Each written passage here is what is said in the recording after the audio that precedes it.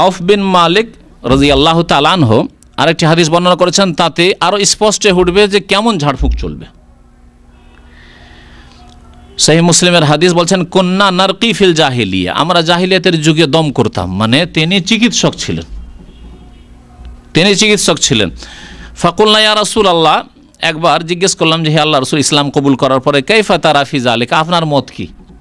আমি তো আগের যুগ থেকে খুব প্রসিদ্ধ এই ব্যাপারে, ঝাড়ফুঁক করার ক্ষেত্রে জাহিলি যুগ থেকেই করতাম। ফাকাল রাসূলুল্লাহ সাল্লাল্লাহু আলাইহি ওয়াসাল্লাম এখানে আরেকটু এই রাস্তাকে প্রশস্ত রেখেছেন।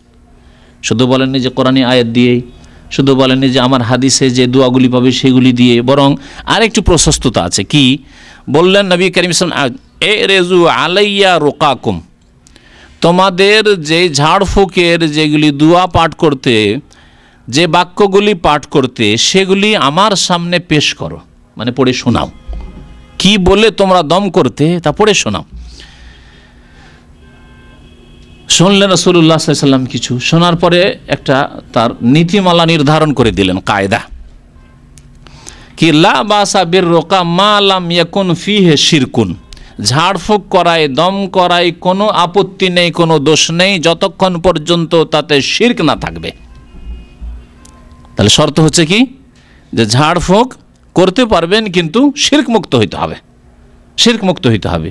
তাহলে আগের হাদিস যেখানে বলা হচ্ছে ইন্নার রোকা শিরকুন, ঝাড়ফুঁক শিরক, যদি সেই ঝাড়ফুঁকে শিরক থাকে, অথবা আপনি বুঝতে পারছেন এমন ভাষায় আছে যেই ভাষা বুঝেন না, তাহলে খুবই বেশি সম্ভাবনা আছে যে শিরক আছে। কেন বোঝা যায় না?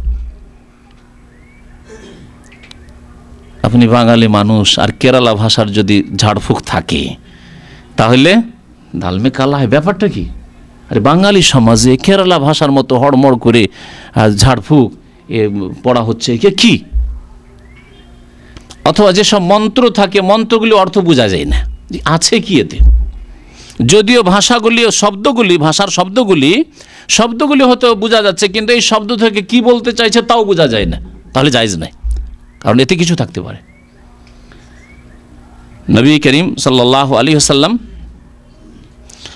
বললেন যে যতক্ষণ পর্যন্ত শিরক না থাকবে ততক্ষণ পর্যন্ত তাহলে ঝাড়ফুঁক করা যেতে পারে। তাহলে কোরআনী আয়াত দিয়ে ঝাড়ফুঁক করা যাবে, হাদিসের দোয়া দিয়ে ঝাড়ফুঁক করা যাবে না? প্রয়োজন নেই, প্রয়োজন আমার মনে নেই, আপনাদের দরকার হলে হাদিসের দোয়া দিয়ে ঝাড়ফুঁক করা যাবে। তারপরে এছাড়াও কোরআন এবং হাদিস ছাড়াও যদি এমন কোনো বাক্য হয় যেই বাক্যে কোনো রকমের আপত্তি বুঝতে পারছেন না আর অর্থ বুঝতে পারছেন, বোধগম্য, এবং এই অর্থে আল্লাহ পাকের নাম আছে, আল্লাহ ছাড়া আর কারো নাম নেই, অথবা কারো ওসিলা মাধ্যম দেওয়া হয়নি, কারো দোহাই দেওয়া হয়নি, এমন নয় যে আপনার দেবী দেবতার দোহাই দিলে হারাম হয়ে যাবে, আর পীরের দোহাই দিলে নাজায়েজ হয়ে যাবে, আর যদি সুলাইমান আলাইহিস সালাম দোহাই দেয় জায়েজ না, ওইসব চলবে না। কোনো মানুষের যাতে দোহাই না দেওয়া থাকে, এইরকম কিছু না থাকে, শিরকের গন্ধ যদি না থাকে, আর যদি কোরআন এবং হাদিসের দোয়া ছাড়া যদি অন্য কিছু হয় যাতে আল্লাহ পাকের নাম রয়েছে, তাতেও কোনো আপত্তি নাই। তাহলে এই হাদিসটি ওই হাদিসটিকে খাস করে দিল। এমন কিছু যার অর্থ বোঝা যায় না, এইরকম বহু মন্ত্রতন্ত্র আছে, মন্ত্রের নামে নেই, দোয়ার কিতাবের নামে আছে। যেমন একটি উদাহরণ দিচ্ছি, অনেক দিন আগের পড়ায় মকসুদুল মুমিনিনের উপরে আমি আজকে থেকে 8 বছর বা 9 বছর আগে বক্তব্য করেছি। 2টি বক্তব্য আছে, সেই বক্তব্যের একটি আলোচনায় আছে চেহেল কাফ বলে, আর শুধু মকসুদুল মুমিন না, আরও বিদাতি কিতাবে, বহু কিতাবে আছে চেহেল কাফ। চেহেল মানে 40 ফার্সি ভাষা, আর কাফ মানে ছোট কাফ, এই যে কাফ। ওই যে মন্ত্র, সেই মন্ত্রে 40টি কাফ আছে, মানে 40টি কাফ বিশিষ্ট মন্ত্র, কাকু কাকু কাকু করে এরকম করে আছে, বুঝতে পেরেছেন? ওতে বেশ কিছু জিন শয়তানের নাম আছে, যেটা বোঝা যায় না, আপনি বুঝতে পারবেন না, আল্লাহর নাম পর্যন্ত নেই। 40টা কাফ বিশিষ্ট একটি মন্ত্র।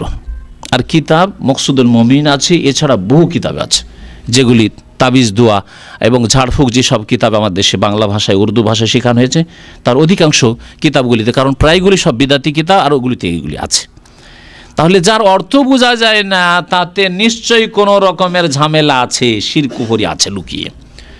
সেজন্য চেহেল কাফ আর ওইসব করা যাবে না যার অর্থ বুঝেন না। আমাদের সমাজে বাংলা ভাষায় অনেকগুলি এরকম মন্ত্র আছে।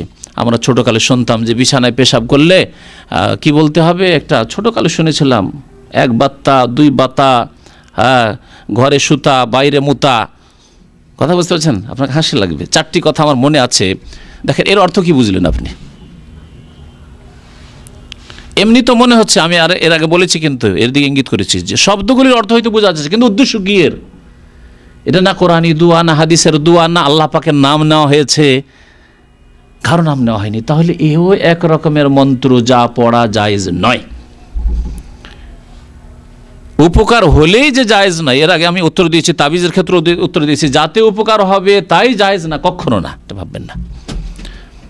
অ্যালকোহল দিয়ে আজকাল চিকিৎসা হচ্ছে, হোমিওপ্যাথি, তার মানে কি অ্যালকোহল দিয়ে চিকিৎসা জায়েজ না? কখনো না।